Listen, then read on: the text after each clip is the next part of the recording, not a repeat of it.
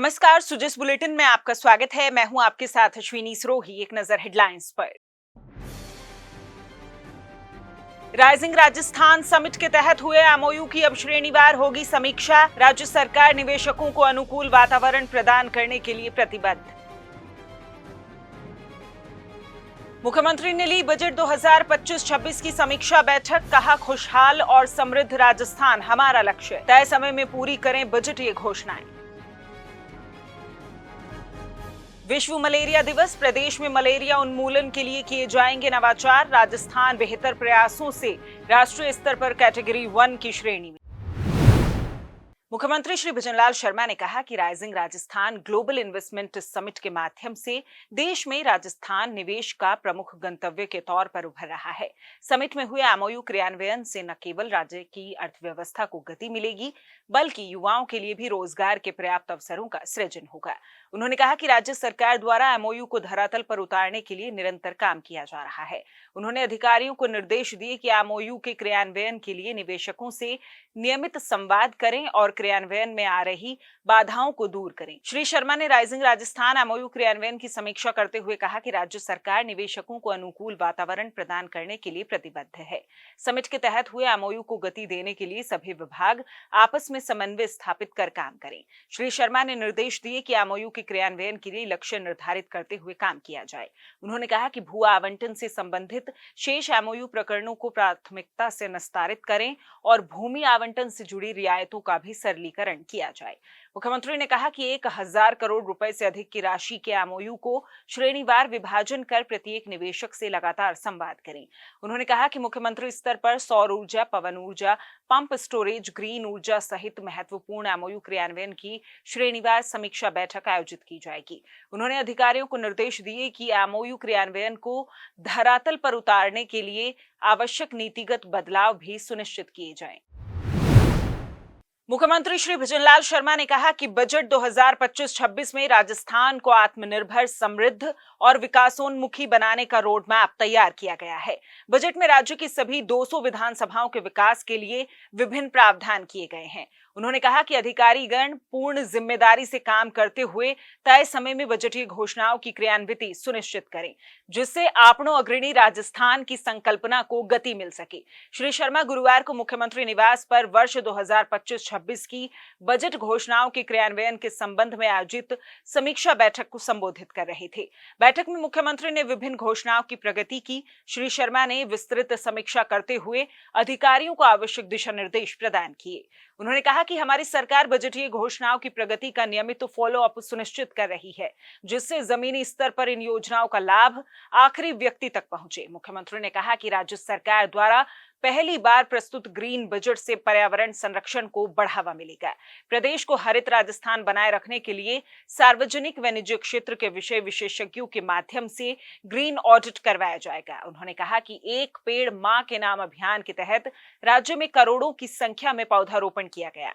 उन्होंने वन विभाग के अधिकारियों को निर्देश दिए कि प्रदेश में पारिस्थितिकी संतुलन के लिए जन जागरूकता बढ़ाई जाए। उन्होंने कहा कि प्रदेश की महिलाओं के आर्थिक सशक्तिकरण के लिए आजीविका मिशन के तहत 20 लाख महिलाओं को लखपति दीदी योजना से लाभान्वित किया जाएगा।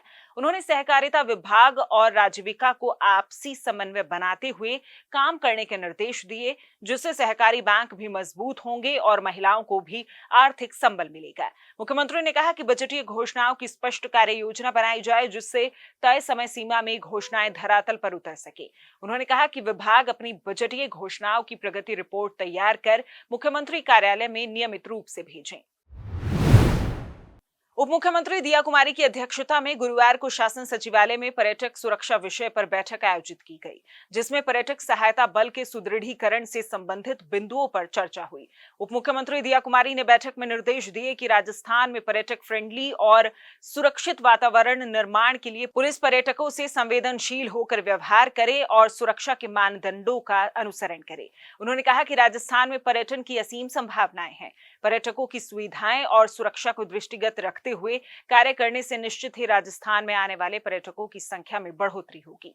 उप मुख्यमंत्री ने बैठक के दौरान पर्यटक सहायता बल की पर्यटक स्थलों पर तैनाती, उनके कार्यों, वर्तमान परिदृश्य में पर्यटकों के साथ होने वाली घटनाओं और उनकी समस्याओं को सुलझाने, पर्यटक स्थलों पर टिकटिंग और प्रवेश द्वार पर विशेष चेकिंग के लिए मेटल डिटेक्टर लगवाने, पर्यटकों के साथ बार बार धोखाधड़ी करने वाले टूर ऑपरेटर्स और होटल मालिकों को ब्लैकलिस्ट करने, राज्य के बाहर से आने वाले पर्यटकों को पुलिस द्वारा संवेदनशीलता से व्यवहार किए जाने जैसे बिंदुओं पर चर्चा कर आवश्यक निर्देश दिए। उन्होंने पर्यटक थानों के सुपरविजन और राज्य पुलिस के जवान प्रतिनियुक्ति पर लिए जाने के संबंध में आवश्यक निर्देश दिए।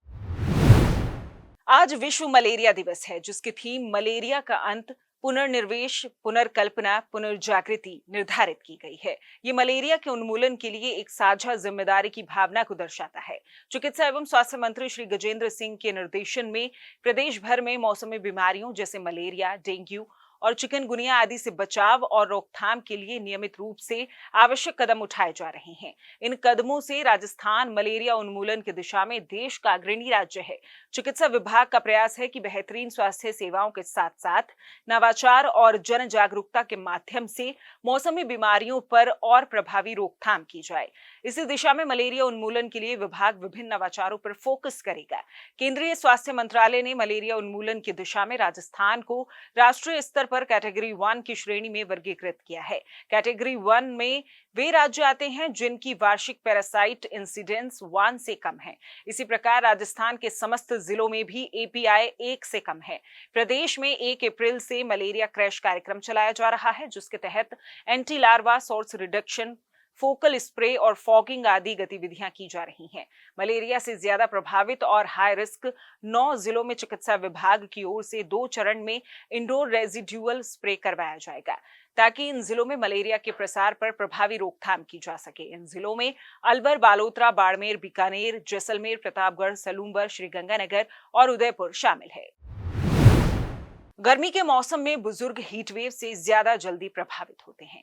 ऐसे में बुजुर्गों को सलाह दी जा रही है ठंडे स्थानों पर रहने की और पर्याप्त मात्रा में शीतल पेय पदार्थ पीने की। साथ ही लू लगने पर नजदीकी राजकीय अस्पताल या आपातकाल में एम्बुलेंस के लिए तत्काल टोल फ्री नंबर 104 या 108 पर कॉल करें। बुजुर्ग गर्मी से ज्यादा प्रभावित होते हैं क्योंकि उन्हें घर बैठे बिना श्रम किए भी लू लग सकती है। उनका शरीर तेजी से बढ़ते तापमान को सह नहीं पाता। अधिक तापमान उनकी मौजूदा बीमारियों को और बदतर बनाता है। गर्मियों के दौरान बुजुर्ग बाहर कम जाएं और ठंडी छांव वाली जगहों में रहें। ये जरूरी है कि वे पर्याप्त पानी पिएं और हल्के रंग के आरामदायक कपड़े पहनें। अगर बुजुर्ग को तेज बुखार, सरदर्द, चक्कर, कमजोरी, उल्टी, उबकाई या मन भ्रमित हो तो ये लू लगने के लक्षण हो सकते हैं। लू लगना जानलेवा हो सकता है। तुरंत 108 पे फोन कर एम्बुलेंस बुलाएं या उन्हें नजदीकी अस्पताल ले जाएं। सतर्क रहिए, सुरक्षित रहिए।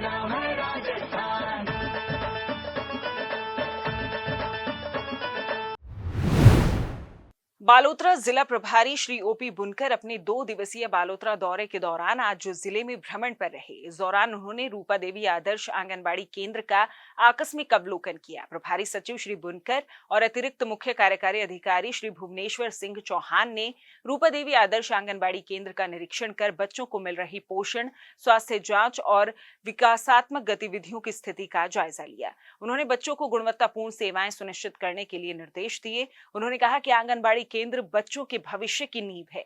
यहीं से बच्चों में शिक्षा, संस्कार और स्वच्छता का उदय होता है। जिला प्रभारी सचिव ने आंगनबाड़ी केंद्र में निरीक्षण कर आंगनबाड़ी केंद्र के बच्चों का वजन व हाइट को लेकर उनकी पोषण स्थिति की जानकारी ली। निरीक्षण के दौरान महिलाओं को सही व उचित आहार की जानकारी प्राप्त कर कहा कि हमें मौसम के अनुकूल व पौष्टिक आहार लेना चाहिए। उन्होंने कहा कि बच्चे एक ही तरह के आहार के बजाय विभिन्न प्रकार के पौष्टिक आहार के प्रति आकर्षित होते हैं। माताएं अपने बच्चों को पौष्टिक व मौसमी फल सब्जियों से भरपूर आहार, सलाद, दूध इत्यादि सही मात्रा व रुचिपूर्ण तरीके से बना कर दें, ताकि बच्चे भोजन की सही आदतों के प्रति आकर्षित हों। इस अवसर पर आंगनबाड़ी केंद्र पर गोद भराई रस्म का आयोजन किया गया। जिला प्रभारी सचिव श्री बुनकर ने प्रसूति माता को होली तिलक कर श्रीफल देते हुए उनके स्वस्थ व सुरक्षित गर्भावस्था की कामना की। सुजस बुलेटिन में आज के लिए इतना ही। फिर होगी आपसे मुलाकात, तब तक के लिए नमस्कार।